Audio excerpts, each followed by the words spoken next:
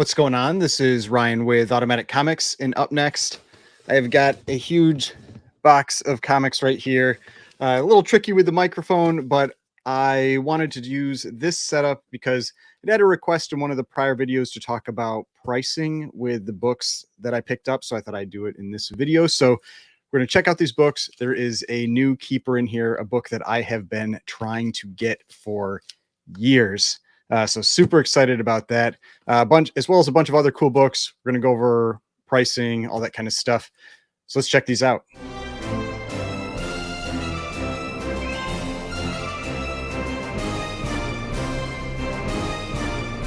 All right, so before we get started, please remember to hit that like button and hit the subscribe button if you'd like to see more content like this. So like I said, I got this like big box here, has, I think it's seven comics are in this one, including one that is a definite keeper for me. And I've had people ask about keepers. Keepers don't necessarily mean that I'm keeping them forever. But like if somebody makes me an offer on a book that I'm willing to sell it for, then I will, I'll sell it. But generally, I'm not actively trying to sell books that are on my keeper list. But there are a bunch of cool books in here, quite a few big ones, but one that I'm really excited about. And I'm going to cut this open, and then we're going to go over the books. And like I said, I want to use this setup so that I can share my screen and we can go over pricing, how I price these things out. But I'll be right back, and then we'll start talking about these books. 2,000 years later. Okay, we are back. I'm glad I opened them that way, just kind of like off camera, because there were a ton of packing peanuts. Everything was packaged very well, as it should be, because there's some pretty big books in here. But let's get started. There's some cool stuff. I'm really excited about this. And I don't know, all of these, maybe all of them except one I've never owned before. So a bunch of new books to me as well. All right, so the first book here is an awesome book. This is a Bernard Bailey cover. This is Mr. Mystery number 13. Just this crazy, drowning guy cover. And you don't even know what he's putting him in. It's definitely not doesn't look like water. Looks like some type of acid or poison or something. And it's not just a normal hand. It's kind of this clawed hand, or at least really gross long fingernails on it. So Bernard Bailey, if you're not familiar with him with the pre-code horror stuff, he is really good at putting expressions on faces, eyes, that kind of thing. And so this one is one of those really cool Mr. Mystery covers. But yeah, Mr. Mystery, number 13, and it's in a 5.0. This is one of the older, or kind of like the oldest styles of labels. If people are talking about old labels, this is one of those old labels. So Mr. Mystery, number 13, 5.0, cool pre-code horror book. All right, now next one here. This one's crazy. This is a crazy grade for this book. I think there's only like 11 higher, something like that. So this is Captain Marvel Adventures number 18. Now, this is the first appearance of Mary Marvel, right on the cover there. So first appearance of Mary Marvel, and a 7.5 is an insane grade for this book. I mean, you generally see this book down in like 1.5 to 3.0s, and a lot of them are actually 0.5s. The reason that a lot of them are 0.5s is that on the back cover here, there are these cards, these like cutouts. And so tons of people would cut out these cards on these books. And so you end up, with an incomplete book basically. And so you'd miss like the entire half of the back cover. And so you get a 0.5 if you're going to grade it. So there are quite a few 0.5s of this book. But yeah, painted cover, Mary Marvel right on the cover too, which is relatively rare for the Golden Age, having that first appearance also on the cover. But yeah, super cool book, crazy grade. So 7.5, Captain Marvel Adventures number 18. And you can see in the little, let's see, a note up there, origin and first appearance of Mary Marvel. So yeah, awesome book. That, I mean, it's crazy seeing a book like that in that condition. You really don't see that book in that condition. All right, now the next one here, another insane grade on a Golden Age book. This is 1947, and this is Blonde Phantom number 16 in a 9.2. just an absurd grade. Like anytime I can get golden age books that are in the nines, I like to try to get them if I can, because you do not see that, especially like 40s golden age. I mean, and I think this one has Captain America's story on the inside and a Bucky appearance. So there's actually Captain America in this one as well. But you've got the Blonde Phantom, kind of one of the good girl art type characters, good girl art covers from that era. Like I said, 1947, 9.2, Blonde Phantom, number 16. Just nuts. Just crazy, like crazy grades for a book like this. Like to have a 9.2 from that era. So super cool to get that one. So Blonde Phantom 9.2. All right, now next one. This one is also a crazy grade. I think they're only two higher. So this one is astonishing number 14 in a 9.0. This one has off-white to white pages, and this is the Northford pedigree. And so I am planning on getting this one, or I'm thinking about it, I probably will, planning on getting this one recased with the gold label, because I love the gold labels. I love the gold label pedigrees, especially on darker covers. They look exceptionally cool on darker covers. And so this has got this creepy skeleton kind of sorcerer guy is what it looks like. He's even missing one of his hands right there. You've got the good girl element on the cover, the woman in the red dress, and this guy that is outside the window, not having a great day. But astonishing number 14, 9.0. I believe there's only two higher. I think they're like 2.94s, something like that. So crazy grade for this one, and having that pedigree. So it's going to be a really cool to be able to get the gold label with this one. And yep, just stunning book. Awesome. So that is book number 4. All right. Book number 5, another high grade book. I don't remember. We can check later. I don't remember offhand what the census is like for this one. But this one is a white pages copy, 1950. This is Torchy number 6. And so there are the Torchy run, I think, goes 1 through 6. Yeah, this is the last issue, 1 through 6. There's a few really good covers in that run. I mean, it's just 6 issues anyway. But this is an 8.0. Again, ridiculous grade for 1950, and it is a white pages copy, which is just kind of like a big deal again for one of these books. And I mean, you can just kind of see like just super sharp book. I think most of the wear is kind of, there's like a few little spine ticks. And this is the type of book, this is an older label. I'm going to take a close look at this one, see if there's maybe any reason that it could do a little better. That's right. There's a small piece out of the top back corner. That's probably what's really going to hold it back from getting any better than this. But I mean, just a stunning presenting copy of this book. I mean, 8.0, Torchy number 6, white pages. Awesome. Awesome book. All right. Now got a not nearly as high of a grade, for this one. This one is a Matt Baker, and I think it's one of his most well-known covers. Like when you're talking about the romance covers, this is a very well-known cover. There's another one that I have. What is it? Like Teenage Romances 32. It's actually a very similar title or cover content as this one here. And this is Wartime Romances number 8.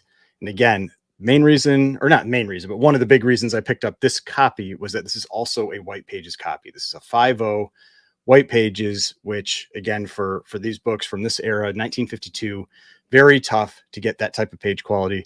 And you can see on the cover content on this one, basically it sounds like she had kind of promised him that they would get married. So he took her to go on to Hawaii with him before he was going to go off for his service. And then she says, oh, well, maybe we don't really need to get married because, you're going off to be in service anyway. So it's basically a cover where she used him to get to go on this vacation, which is similar to that Teenage Romances number 32, kind of a similar type of cover content for that one. But yeah, great Baker cover, great cover content. That's one of the big things with Baker romance, because there is quite a bit of it out there. And so there's certain types of covers that are, you call them in like different tiers. And I would call this one of like the top tier cover contents for Baker romance. and the price justifies it. I mean, it is a pretty expensive book as well, but 5.0 white pages, colors are fantastic on it. Look really, really good on this copy. So, yep, that's awesome book. All right, so now this is the last one in this group, and then, like I said, we'll talk about pricing, that kind of thing. So this is my new Keeper copy, or a new Keeper book. I've never owned a copy of this one before. I have wanted to get a copy of this book for, I mean, a few years now. I think probably ever since I first saw it. Now, I used to like one of the other issues more, this one, than when I first saw it in person. I had seen this one in person. I've never owned it. This one immediately blew me away in person. That in person, it was a lot better to me. But jabbering on about all this kind of stuff, what is it? This is Mask Comics #1. To me, this is like the top LB Cole cover. Now, there's going to be disagreements out there. I mean, like Blue Bolt 105 is a fantastic cover. There's some other ones as well, like Suspense Comics #8, Suspense 11, Mask Comics #2. And actually, so this is only a 2-issue run. And Mask Comics #2, which is like this devil cover, that originally was my favorite. And then I went over to a friend's house. He had copies of both, and I got to see them next to each other along with a bunch of other books. And in person, I like this cover a lot more. There's just something about it. I don't know. Like, I think it was like when you see like just I had always just kind of like noticed the fairies that were up near the top. But then you notice that you've got these ones with like the singed wings and everything at the bottom. I mean, it's just, this is classic LB Cole, like, color scheme. And one of the reasons I really like this one, as well as like Blue Bolt 105, is the level of detail that is in this cover is just fantastic. And it's 1945, super early. You've got the black cover. I mean, because I've noticed with LB Cole, like, you can tell sometimes he was just rushing to try to get content out. Like, he was responsible for a lot of covers and getting his stuff out. And so you can feel like there's somewhere there's like that rushed feeling to them. This one does not feel rushed at all. Just tons of detail, high quality work, and it's very early, like I said, 1945. So Mask Comics #1, 3.0, off-white pages, great looking copy. I mean, you've got this little like piece out of the top there, and there's like spine wear, but the overall image is fantastic. So very, very happy to be able to pick up this book. And yeah, this one's on the keeper list, like I said. Not planning on letting this one go anytime soon, but yeah, awesome book. All right, so I've shown all the books. Now let's talk about pricing. So like I said, I had somebody that commented in one of the prior videos that they asked if I could talk about pricing some. Now, I will say, if you're interested in pricing, if you're getting into that with comics, especially graded comics, that kind of thing, you have to get a pricing service. I mean, you shouldn't count on me telling you how much something is worth, like in one random video, to figure out what you should pay for a book. You should get a pricing service like GPA, like Go Collect, like Cover Price, one of these services that can at least help you. I mean, if you're just dealing with modern books, or maybe even into like bronze and a little copper, that kind of thing, you can maybe count on eBay for sold listings. But those sold listings are really only there for a short period of time, and they aren't always accurate on what they sold for. So you can be misled unless you go and look at their TerraPeak tool on the back end. But if you really want to, be pricing stuff out and understand what prices are, you've got to use something like one of these pricing services. So I'm going to pull up GPA here. So we've got GPA, and let's just start with that Mask #1, right? So we go Mask #1, and we'll talk about, the pricing for it, and kind of like, again, like, what I price it at isn't necessarily like a last sold price, because you got to remember, especially with things like Golden Age books, they're pretty rare. If you miss out on your opportunity to pick up a book when it comes up for sale, you may have missed out on that opportunity for months, years. I mean, the next one that comes up may be a much higher grade and is way more expensive. So I kind of tell people, it's like, if somebody comes at me with like a last sold price, sometimes I'll be like, well, did you bid on that one that just sold? I mean, it's like, that's your opportunity. So First one here. Got mass number one. And because this is a perfect example. Now, we do have a couple sales that have been within the last year, but they're very got a high grade copies. We have March of last year, so a year ago, we had an 8.5 that went for 144,000. We had the 7.5. This was the Bobby Blue copy that went for 54,000, which I actually think was a very good price for whoever picked that one up. Then we go down and we've got a 2.0, and so that's kind of the most relevant sale. That one was about 7 months ago, and it was 12,600. I personally think that that was a little high. There was a Comic Connect sale that just happened for this 1.5 double cover, the same one, and it went for, I think, somewhere around 8,700, somewhere in that range. So you go 8,700 for a 1.5. I don't think a 3.0 is double that. I don't think a 3.0 is like 17,000. But a 3.0 is definitely more than this 2.0. I think the 2.0 was a little high. I think this price paid was a little high. I think the 2.0 probably would go around 11. I think the 3.0 is somewhere around 15. That's where I put, this book, 3.0 mass number one. I put it around 15,000. Would I sell it for 15,000? No, probably not. So, I mean, so that's the thing. It's like, it's availability and it's what people are willing to let books go for, especially with things like this that you can see on here. In the last year, we've had 3 sales. 2 of them, you better have a huge budget to be able to pick up, 144,000 or 54,000. And one of them went for 12.6. And part of that is because down in that lower range, there's going to be a lot more demand, and you're going to, because people can at least try to get a copy. And so in the lower range, I mean, yeah, I'd value it at 15, but I probably wouldn't sell it at 15. So yeah, there's that. All right, now the next book here. So the next book we're going to talk about is this Wartime Romances, number 8 in a 5.0. And now this is definitely one where I'm going to say last sale means nothing to me.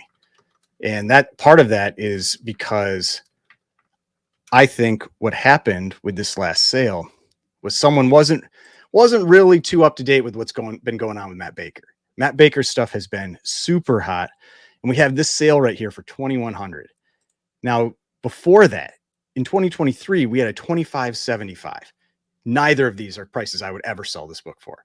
And so this $2,100 sale was a My Comic Shop sale. So some of these you can actually see and you can link that are linked, and you can go and check out that sale and check out that book. Now, one, this isn't a White Pages copy, so that's one thing. But 2, I think what happened with this copy, because I would have done this, is that this person was not familiar with what's going on with Bakers, especially key Bakers. Like, this is like a key romance Baker cover. These books are going absolutely insane. And so I think they put this up for 2,100, and I bet it sold in like 15 minutes. Because if I would have seen that, I would have bought that in a second. There's no question. I would have bought that in a second, because I value this one. And I know people will go, it's like, oh, it's whatever, someone will pay. Honestly, the whatever someone will pay. Yeah. It's like, that's true with everything. That's true with a house, with a car. Like, it's like, you can still value things. You can still interpret value based on what other books are selling for, that kind of thing. And I would value this one, especially at White Pages, with what I know about what Bakers are doing, at 3,500. That's where I value this. And I think that whoever put this one up for sale for 2,100 just did not understand the current Baker market and let it go for a song. And so that's my personal opinion on this, my personal take on this. So yeah, there is a 0% chance that I would sell this book for 2,100 or 2,500 or 3,000. I wouldn't sell it for any of those. And, it's just based on what I know about the popularity of Matt Baker romance covers and how popular this cover specifically is, and that it's a White Pages copy. There's no way I would ever sell it for that price. All right. Next one. We've got this Torchy number 6 in an 8.0. So let's check out Torchy number 6. I don't think this book has sold in quite a few years in this type of grade. So I think this one is the Quality Comics. Yeah. And again, it's a White Pages copy. Always there's something, even though, like I've said before, like page quality isn't a big deal to me. I understand that it adds value, because there are people that do really prefer higher page quality books. And so it's just like with Mark Jeweller's inserts or newsstand copies or that kind of thing, error variants. Some people couldn't care less, and I'm kind of one of those people that couldn't really care less, but you can still understand the market for those types of books. So we look at an 8.5. An 8.5 last sold 5 years ago for 1,136. We had a 6.5 for 840, a 3.0 for 240. So this one is definitely trickier because you don't really have a lot to go off of with this book. There hasn't been a sale for 5 years. The 9.6 again sold 5 years ago. So you just go, well, what would I be willing to let this book go for, especially being a white pages copy and just like an exceptional presenting copy of this book. The reason like I said, I largely think that it got the grade is because there's this little piece out of the corner in the back, but it's otherwise just a stunning copy. And so I valued this one at 1,500. That's what I would let this book go for. And so it's been a number of years since the last one has sold around this grade. And so if somebody wants a high grade copy of this book, it's this red cover is extremely tough. The Good Girl art cover, all that kind of stuff. I value it at $1,500. But yeah, that one's definitely a lot trickier. It's kind of like, what do I think it'll sell for? Because there really is almost no pricing information for that book. All right, the next one here, this astonishing number 14. So I think I have this one here. Yeah. So we go astonishing number 14. So let's check that census because I said I would check the census on this one. Yeah, there are 5 9.0s and there are 2 9.4s. So there are other 9.0 copies. It's possible some of those are resubmission attempts to try to get like a 9.2. That is totally possible. But only 2 graded higher for this book. And if we look at this, a 9.0 has not sold for 20 years. We have not had a 9.0 sale for 20 years. We've never had the 9.4 come up for sale. An 8.5 sold in August of last year for 1,300. So with this one, at least I have a sale that's a relatively close grade. And so if I look at this one and I go, in 2011, this book went for $300.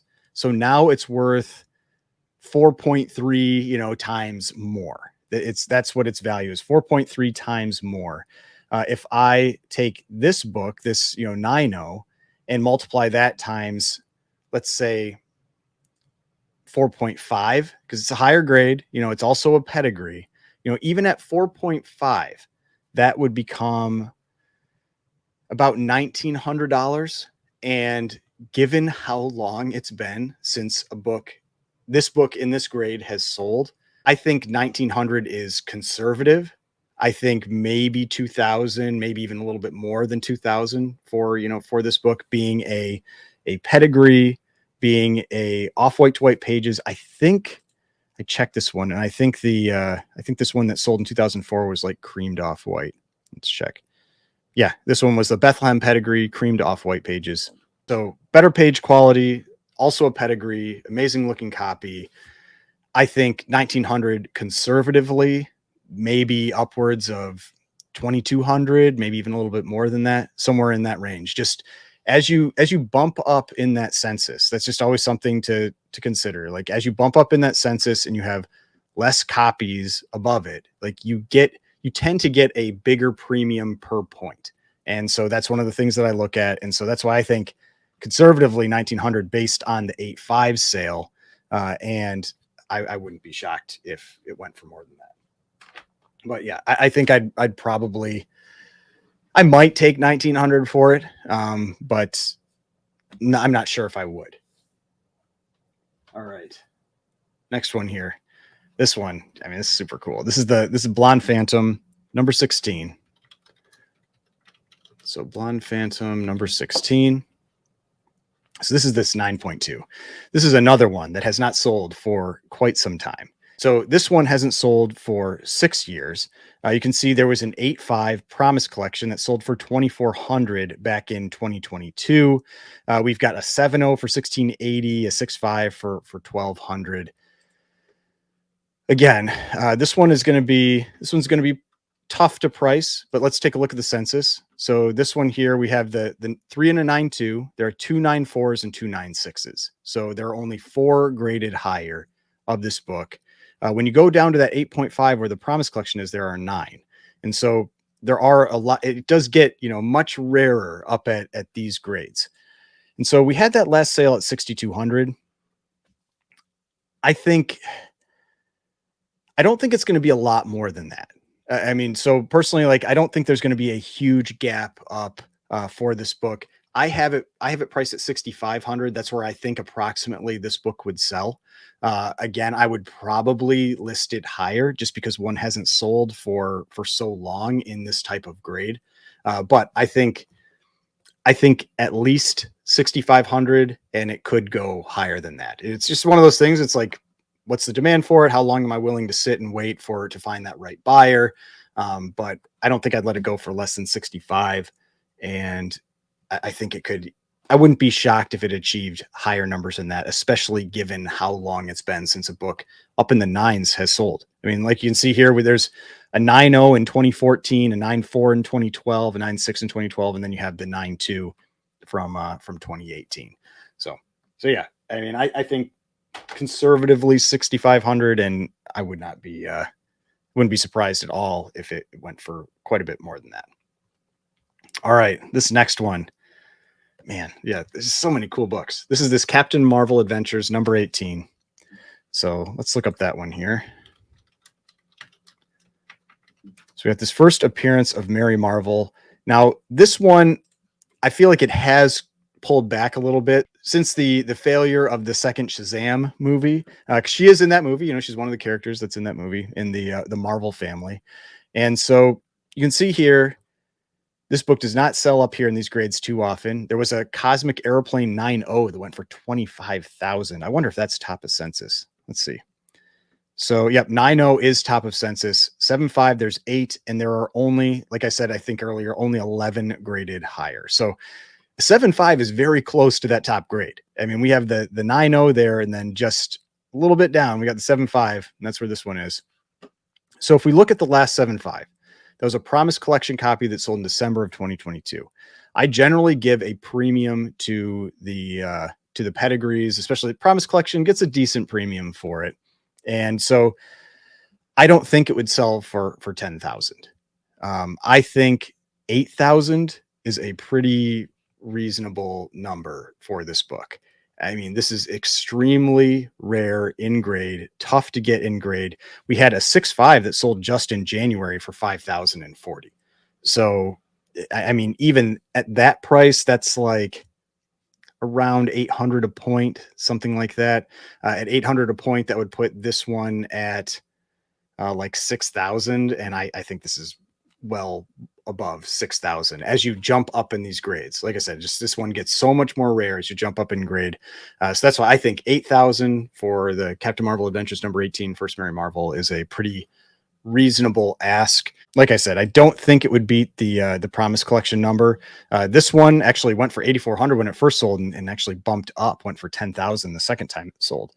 But I would probably reach higher. Like, I'd probably list it somewhere around there. But I would be willing to take something a little lower, like around that $8,000 mark for it. But awesome book, Captain Marvel Adventures, number 18. All right, last book. Last book here is this Bernard Bailey, like crazy pre-code horror drowning cover. So this is Mr. Mystery, number 13. So let's look up that one in a 5.0. So Mr. Mystery, number 13 in a 5.0. And this book here, so we've got the last sale. This was a little over a year ago, 2,700. Based on what I've seen with pre-code horror over the last year and a half, and with popular covers like this, this is one of, I mean, there are certain covers that you call like key covers for pre-code horror. And I would say Mr. Mystery number 13 is one of those that falls into that category, as like a key cover for pre-code horror. And so I value this one at approximately 3,500. And so part of where I get that from is by looking at what have lower grade books, because they're going to sell a little more often. What have lower grade books done in that similar amount of time? You can see that when this one was 2,700, a 2.5 was going for about 1,020. It's now last sale just in February for 1,225. It's like 20%. Then we had a 1.5 that went for 450 back then. It's now at 700. That's over 50% jump. That's 250 over 450. That's about a 60% jump. So I think somewhere between that 20% and 60%. The low end, you're often going to get a little bit bigger jumps than the higher end. So I think 20% would put it at about 3,200. 30% would put it at around 3,500. And so I think 3,500 for Mr. Mystery, number 13 and a 5.0 is a very reasonable ask for this book. So that's my approximate value for this, cool pre-code horror book. All right, so that's all the books. Hopefully you enjoyed this video. Maybe this helped out, the person that was asking, like pricing on some of these books. I thought this would be kind of a fun video to do that on, because there's some really cool books, some tough books to price that are in this too, because they are not books that sell very often.